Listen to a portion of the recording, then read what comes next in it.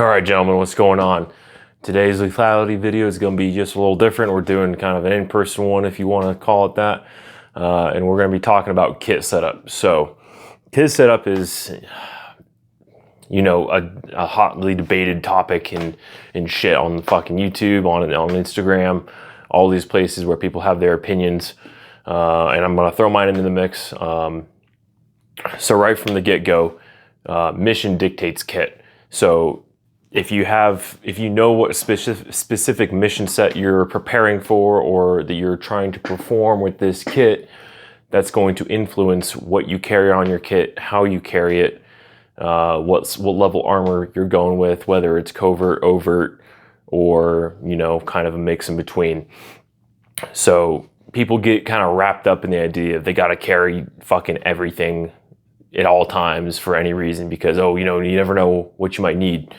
And, you know, coming from the scouting world, you know, the old adage, be prepared, like, yeah, that's good. But if you end up encumbering yourself with a ton of extra shit that you don't need, you're going to be less effective at the actual job you're going to be actually performing. So, and again, this is all going to be in context, at least my experience from Ranger Regiment.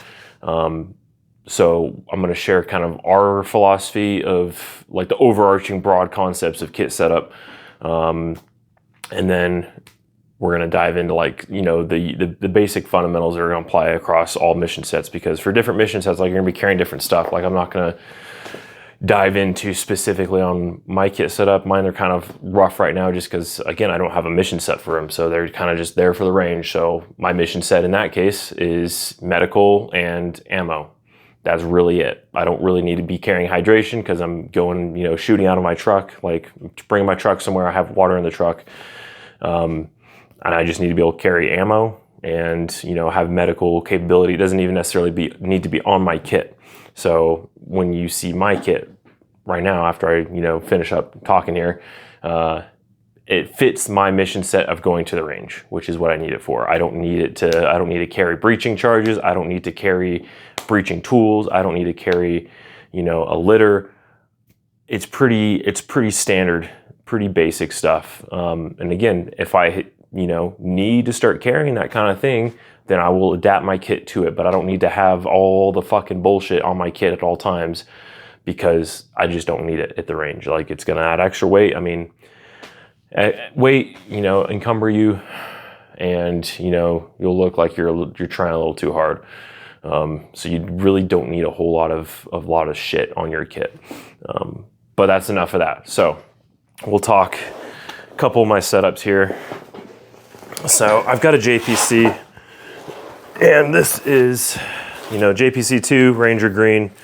I don't have my placard on the front here right now because I have it on my multicam black carrier that you'll see in a second. But so basics of this. Normally there is at least a 3-mag kangaroo pouch up front, or like a 3-mag placard, elastic placard. And that enables with these 2 double mag pouches. These are the classic Eagle Industries RLCS double mag, M4 mag pouches. You know, you can't go wrong with this kind of setup because it allows you to carry a full combat load of magazines that are all easily, you know, in front of your person and accessible to do your reloads from. And it, you know, you don't have to have them on your belt if you don't want to. Like for me, like I am a left eye dominant right-handed shooter. So I shoot my pistol right-handed. I shoot my rifle left-handed. So I can't have a super easily accessible magazine on my rifle magazine on my right side because that's where my pistol is going to be, right? So it either has to be, and I never carried a rifle mag on my belt. It would have to be behind, which is going to impede your movement potentially if you've got, you know, a full-size 30-round magazine. So I never ran one on my belt. So for me, what I always did was I had my 2 double mag pouches up front and then a triple shingle in front as well. One thing I don't have on this one or on the other one is when I was in, I would carry, I would have set up the Blue Force Gear triple, or the 10-speed triple mag pouch. They call it a mag pouch. I never really used it as a mag pouch, and this is something that a lot of us team leaders did. And even, you know, not even Joe's, but not to be confused with the Joe Van Heel from the podcast, but we would carry that in front, and it allowed us to throw kind of odds and ends that we needed to have readily accessible, but we didn't have a designated spot on our kit for. So for example, like if you were carrying extra bangers out on target, like you might have maxed out your banger pouches. So it's like, okay, I need something that's gonna be, that can accept this at short notice. So the 10-speed mag pouch would work. So you'd see guys run bangers in there if they were primary assault force or like for like training missions and shit. You'd see them run their breaching charges. So their Mark 54 initiator, their coiled up shock tube, and then their Raptor clip with the blasting caps tied into the Raptor clip. And so they'd run, you know, one of their breaching setups in front, you know, one of their shorter shock tubes potentially, just because, you know, they do kind of get long. So I didn't really ever like carrying, like, we weren't authorized to wear these big flags in regiment. This is kind of something you see at the SMUs. And I didn't ever really carry anything up here because it was either a spot for a phone. We had, you know, smartphones that we'd carry out. I'm not gonna talk too much on that. I don't know what I can and can't talk about, but there were smartphones that kind of allowed us to see what was going on the battlefield and kind of just basically have GPS, you know, in a little flip down capacity here.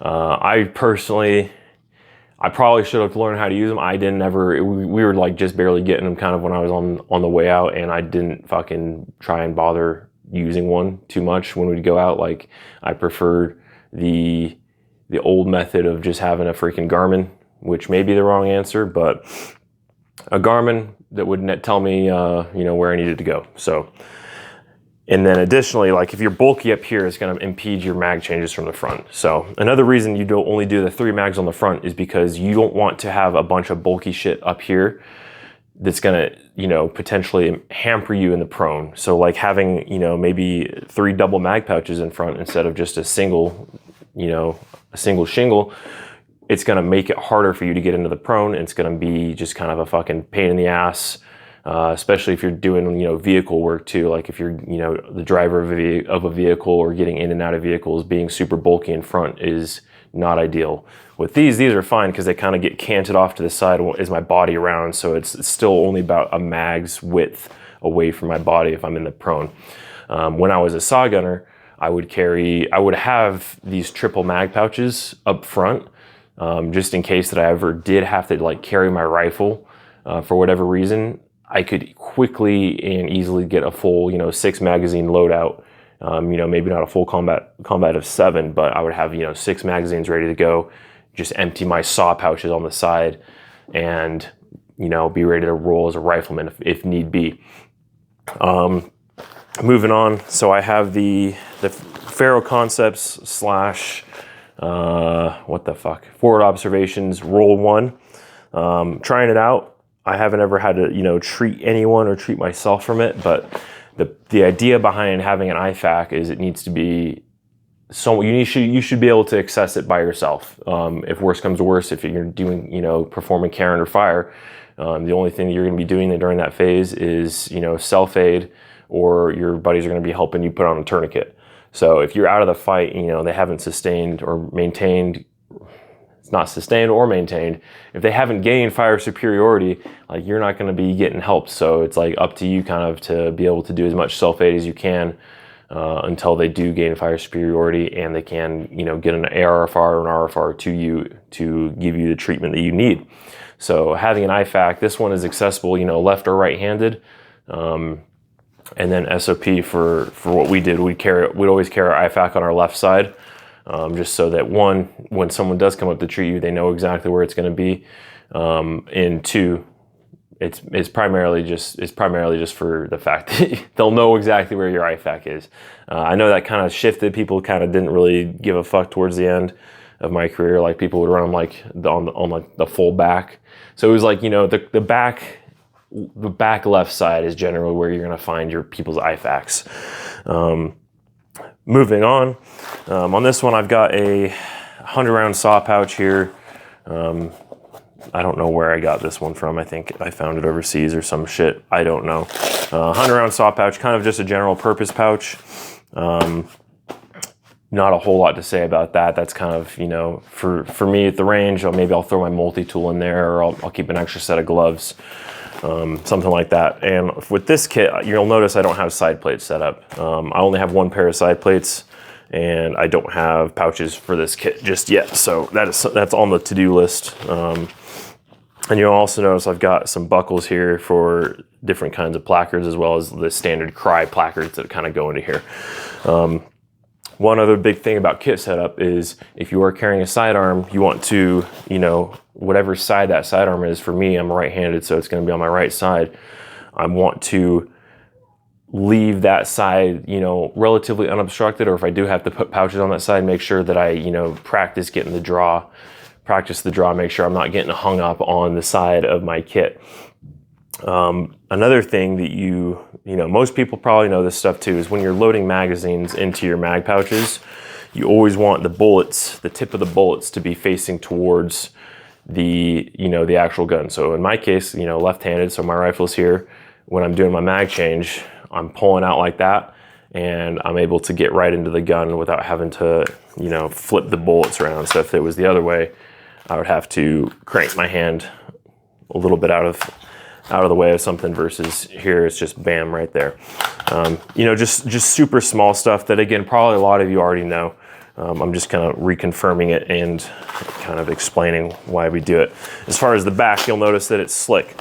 So the cool thing about Cry is that you do have options for back panels. So, you know, if you get a couple back panels, there's like I think three different kinds available. They have, you know, just a straight Molly one. So this is Molly. It's designed to put, you know, your own pouches on.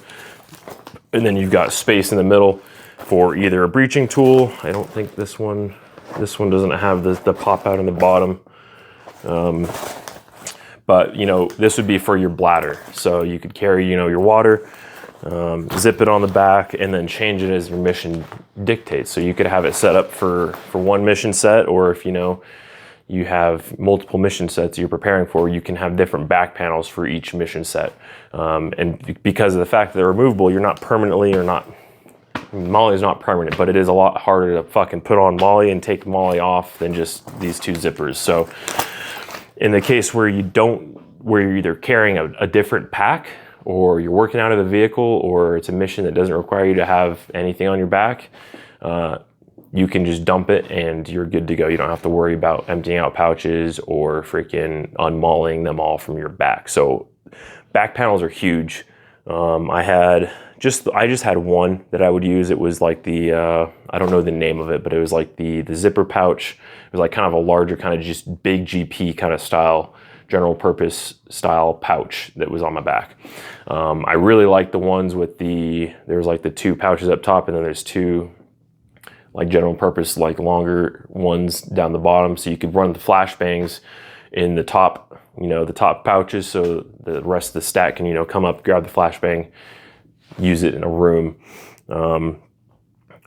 When you're carrying like maybe a tertiary weapon, such as like a shotgun, for example. So we had the 870, I forgot the actual like civilian nomenclature, we just call them the 870, but it was a shorty shotgun that we used for breaching. You can see it in just a ton of our videos. And when you were carrying the shotgun, whether you're a team leader or you're freaking, you know, just a guy, you had to have that bungeed in. Same thing with the 320. If you're carrying a 320, you generally also wouldn't carry your pistol. So, but with the shotgun, some guys, most of the time you carry your pistol as well still. So I digress. But most of the time you're gonna have that bungeed in via carabiner to the back of your kit. And it's going to it's going to give you retention on that weapon system, because you don't want to sling, because then you have, you know, freaking two slings. You're going to get tangled. It's going to be a bad time. And yeah, so we'd have it bungeed, and then there was, you know, we used the Eagle Industries shotgun catch. I use that for both the 320 as well as the shotgun. With the 320, I would have it on my belt, have it mollied into the belt, and then with the shotgun as well, I'm pretty sure I ran it on the belt. It required a little bit of modification for the 320 because it wasn't designed for it, right? It was designed for the 870. So we had to extend the Velcro on it so that it would actually, latch and close. But that was something that privates before me had figured out, grenadiers before me had figured out, and kind of passed down onto the new guys, because we had a whole assortment of different 320 holsters. We got the S&S Precision one for a while. I tried using it and it was a pain in the ass. We had I don't know the brand, but we had just this bigger, bulkier 320 holster, and it didn't have MOLLE on it for some reason, so you had to like finagle some zip ties that would actually cause it to fit on a kit. Wasn't a fan of that either, and me and my buddy, when we were grenadiers together, we both kind of just figured out, hey, shotgun catch it, and it's gonna be good. So we'll talk plates as well real quick. So as far as placement goes, this is something that you'd get fucking bipped on if, let's see if we can do this without fucking the makeup. So when it comes to sizing your plate carrier, right, you want that freaking top of that plate to be, let me move my mic, this is gonna be a little noisy here for a second. So you want the top of that plate to be basically at your collarbone level. And then let's see how this looks in the mirror. Yeah, so, and then the back, you want it, pretty high up. I could probably adjust my shoulder straps and make this a little bit higher, but you'll notice that it's not sagging, it's not slouching, it's tight to my body, and it's at the correct height. Now, when it comes to plate size, it's measured, and this is something you can Google as well, and something you can find out other sources from, or find out from other sources, is you want nipple to nipple coverage. So if your nipples are poking outside of your plate, it's probably, a little too small for you. So right now I'm running 10 by 12s. These are the Hesco L210s special threats. So they're pretty light, but they're not, full level 4 plates. I do have a full set of level 4s, but I have those in the other kit. And these are this size is just barely big enough for me. So honestly, if I was super concerned about being shot, I would probably honestly move up a size in plates to the large. But it is what it is at this point. It would require a complete reworking of all of the kit that I've accumulated over the years, because it's all based around medium plates. So all my plate bags are medium. And yeah, so that being said, that's kind of how you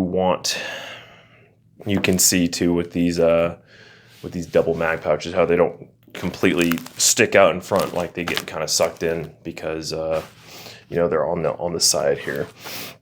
I'm trying to think of what else we can talk about here. So I'll pull up my other kit here. So this is the Meme Camo Multicam Black. A lot of people hate it. This is the Spiritus Systems. They're overt. They used to have a covert, and then they just switched to do an overt. But this is their overt. I've got side plates. These are Hesco. I don't know the exact model. Hesco side plates. I'm pretty sure that they're level 4. And we've got level 4 plates in here. Kind of same philosophy. We have a GP pouch on the left side. We have 3 mags up front, and then I'm going to work on getting some double mag pouches for the side, just because I like having the capability of carrying, at least 7 magazines on the kit itself, plus 1 in the gun. So, 8 240 rounds. The cool thing about with these two is you can just run, if you don't need that full, 7 mags, you can drop mag in each of those. It'll still have really solid retention. If we're going to talk now, we'll talk placards. So you'll see this one. This is a Shaw Concepts.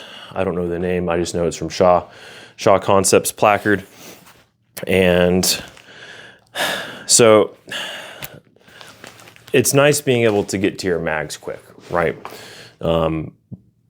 However, I have seen a lot of these things fail when it comes to actual bounding and actual moving, to where I'm kind of more of the opinion of you need to have some kind of extra retention, whether that be a bungee tab or whether that be a full-on flap above your mag pouch, because even if you are in the super high speed in the city urban kind of setting, you're still going to be bounding, you're still going to be moving in an aggressive manner, in an athletic manner, climbing over shit, like you're going to lose your mags potentially if they don't have really solid, you know, that elastic. If that elastic isn't really solid, these things are going to go flying. So still kind of testing out, still seeing if I like it.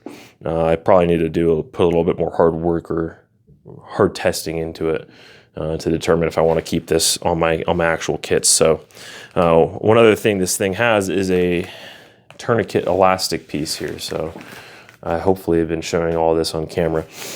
When it comes to tourniquets, you want to carry at least 2 tourniquets on your person, you know, kind of at all times, just because, you know, sometimes you need 2, you know, for 2 different injuries, or sometimes the first one doesn't work, or for whatever reason it doesn't work, and you got to put another one on the injured extremity, you know, higher than the first one.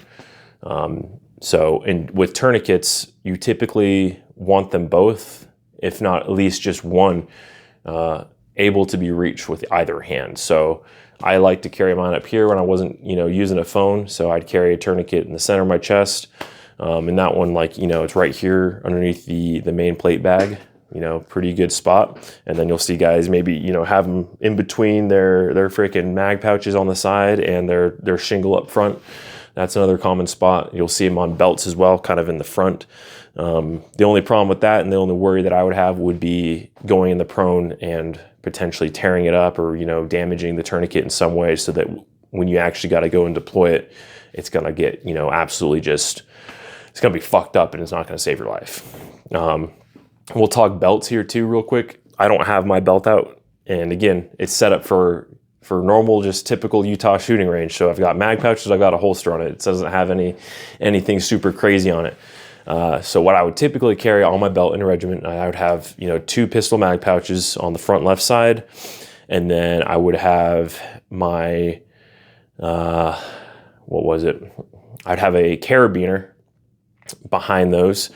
I would have a grenade pouch on the front right side, and then it'd be my pistol.